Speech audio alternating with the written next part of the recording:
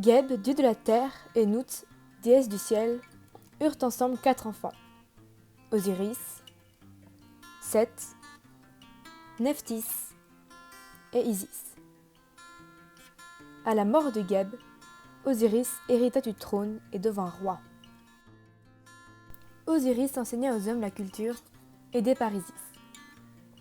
Osiris et Isis tombèrent amoureux l'un de l'autre. De cette union naîtra Horus, le dieu faucon. Seth, le frère cadet de la famille, désirait le trône. Pour pouvoir l'obtenir, il devait tuer son frère. C'est pour cela qu'il invita son frère à un festin où se trouvait un coffre taillé aux mesures exactes de celui-ci. Seth ayant proclamé qu'il en ferait don à celui qui le remplirait, Osiris n'attendit pas une seconde pour s'y installer.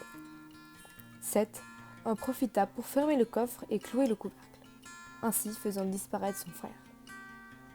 Isis, remarquant l'absence de son mari, se mit alors à sa recherche. Et c'est à Byblos, près d'un arbre, qu'elle réussit à retrouver le coffre dont elle avait entendu parler auparavant, qui contenait son cher mari. Isis revint en Égypte et se cacha dans le delta oriental. Mais Seth découvrit sa retraite et s'empara du cadavre d'Osiris. Il le découpa en 14 morceaux qu'il dispersa un peu partout en Égypte.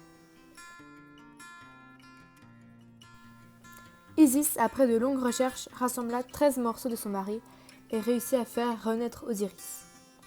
Les différentes parties du corps de celui-ci sont gardées dans 13 villes d'Égypte sous forme de reliques. Malheureusement, Isis ne va pas réussir à ressusciter complètement Osiris, mais réussit à s'unir à la momie de son époux et conçoit Horus.